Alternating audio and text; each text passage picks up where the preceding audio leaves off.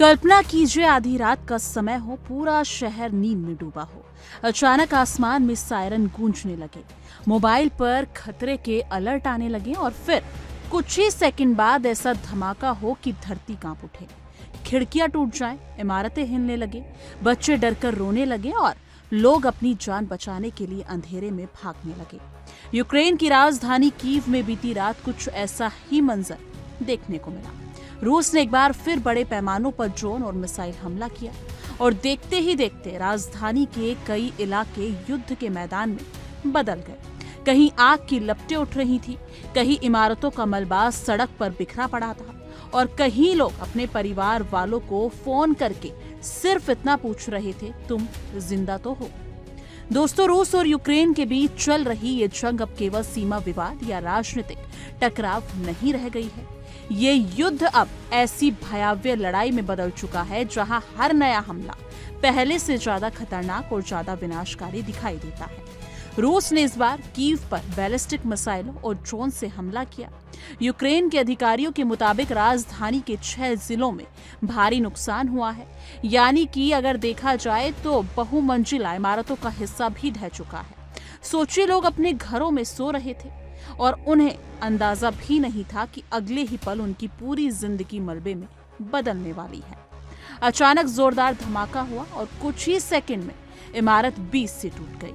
कई लोग अंदर फंस गए, कुछ मदद में लिए, कुछ चिल्लाने लगे और बाहर खड़े लोग सिर्फ बेबसी से धुएं और आग को देखते रह गए। यूक्रेन की आपातकालीन सेवाओं के मुताबिक राहत कर्मियों ने मलबे से कम 10 लोगों को जिंदा बाहर निकाला, लेकिन हर गुजरते मिनट के साथ डर बढ़ता जा रहा था कि कहीं और लोग अंदर दबे ना हो। घटनास्थल की तस्वीरें बेहद डरावनी थी। धुएं से भरी हवा, चारों तरफ टूटे कांच, जलती कारें और इमारतों के बीच दौड़ते राहत कर्मी। ऐसा लग रहा था मानो पूरा इलाका किसी फिल्म का युद्ध दृश्य हो। लेकिन फर्क सिर्फ इतना था कि यहाँ सब कुछ असली था। यहाँ दर्द भी असली था, चीखें भी असली थी और मौत का डर भी बिल्कुल असली था। कीव के सैन्य प्रशासन प्रमुख तेमुर तकाचेंको ने बताया कि रूस लगातार राजधानी पर ड्रोन और बैलिस्टिक मिसाइलों से हमला कर रहा है। नीपर जिले में एक ड्रोन 5 मंजिला इमारत की छत से टकरा गया। धमाका इतना तेज था कि आसपास के घरों की खिड़कियां टूट गईं। कई लोग आधी रात को घर छोड़कर बेसमेंट और मेट्रो स्टेशनों में छिपने के लिए मजबूर हो गए। बच्चे रो रहे थे, बुजुर्ग कांप रहे थे और लोग अपने छोटे छोटे बैग लेकर जान बचाने के लिए भाग रहे थे। यही युद्ध की सबसे खौफनाक सच्चाई होती है। यहाँ कोई सुरक्षित नहीं होता। यूक्रेन के राष्ट्रपति ज़ेलेंस्की ने दावा किया कि इस हमले में करीब 800 ड्रोन शामिल थे। सोचिए, 800 ड्रोन, यानी आसमान से बरसती आग की ऐसी बारिश जिसे रोकना लगभग नामुमकिन हो जाता है। ज़ेलेंस्की ने कहा कि रूस का मकसद सिर्फ सैन्य नुकसान पहुंचाना नहीं, बल्कि यूक्रेन के लोगों के मनोबल को तोड़ना है। उन्होंने आरोप लगाया कि मॉस्को ऐसी रणनीति अपना रहा है जिसका उद्देश्य ज्यादा से ज्यादा दर्द और पीड़ा देना है। देखिए हमारी ये खास रिपोर्ट। सरमत को लेकर, इस हथियार को लेकर कि इसकी रेंज 35,000 किलोमीटर तक बढ़ाई जा सकती है। इसकी रेंज पहले 18,000 किलोमीटर थी, यानी धरती का लगभग पूरा चक्कर लगाने की ताकत। और अगर यह दावा सच है, सरमत मिसाइल को लेकर डोनाल्ड ट्रंप टेंशन में आ सकते हैं क्या? और इसकी खासियत क्या है वो भी आपके सामने रखते हैं, क्योंकि दुनिया की सबसे लंबी दूरी की मिसाइल है। कहा जा रहा है, जो दावा है वो है 35,000 किलोमीटर रेंज का दावा। और इसकी क्षमता को लेकर जो सवाल उठ रहे थे उसका जवाब यह है कि भारी परमाणु वॉरहेड ले जाने की क्षमता इसमें है। एक ही मिसाइल से कई लक्ष्य नष्ट किए जा सकते हैं, यानी खत्म किए जा सकते हैं। कहा जाता है कि डिफेंस सिस्टम को यह चकमा देने की क्षमता इसके अंदर है और हाई स्पीड उड़ान इसकी रडार से बचने में मदद करती है।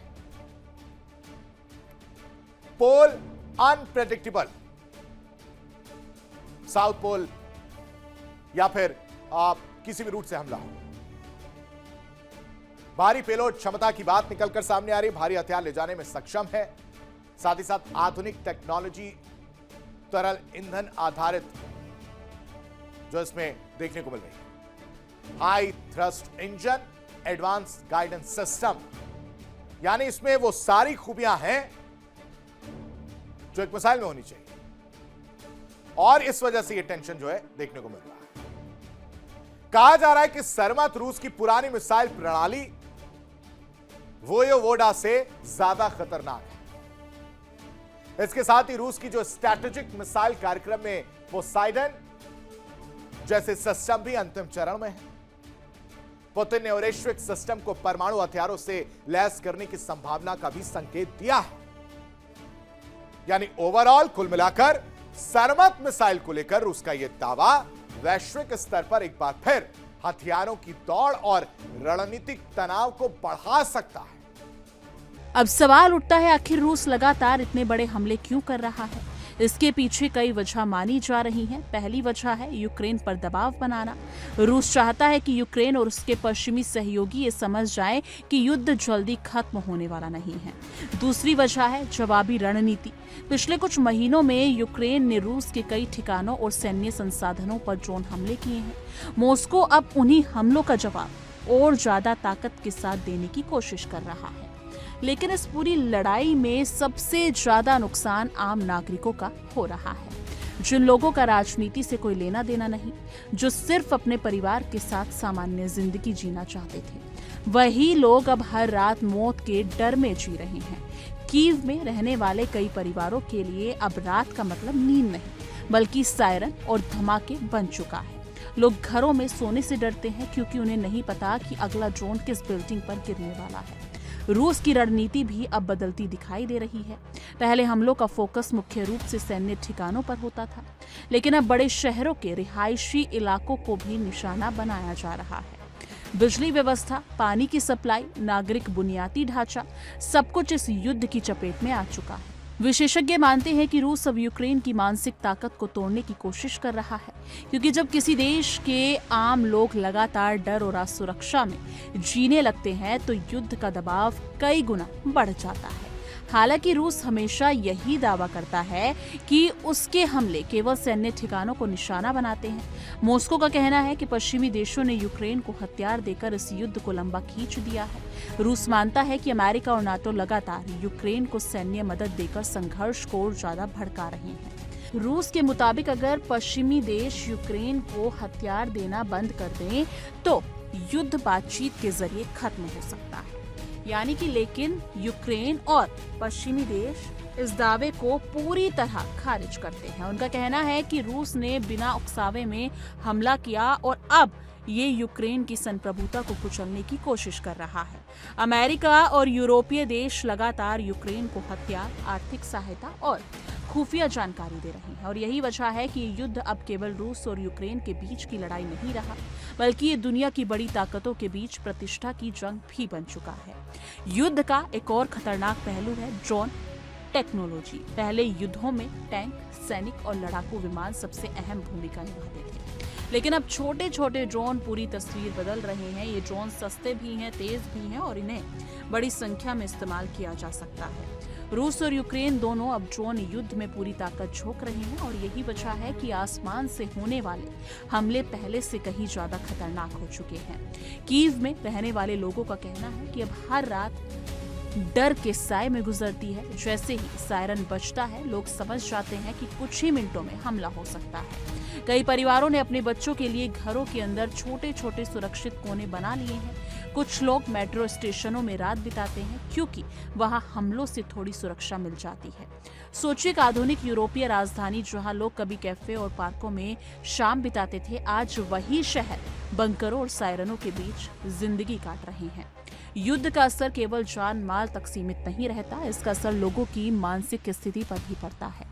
लगातार धमाके सुनना, हर समय मौत का डर महसूस करना, अपने प्रियजनों की चिंता में जीना, ये सब इंसान को अंदर से तोड़ देता है। यूक्रेन में लाखों बच्चे ऐसे हैं जिन्होंने पिछले कई सालों से सामान्य बचपन देखा ही नहीं। उनके लिए स्कूल, खेल, त्योहार से ज्यादा परिचित शब्द बन चुके हैं मिसाइल, ड्रोन और बंकर।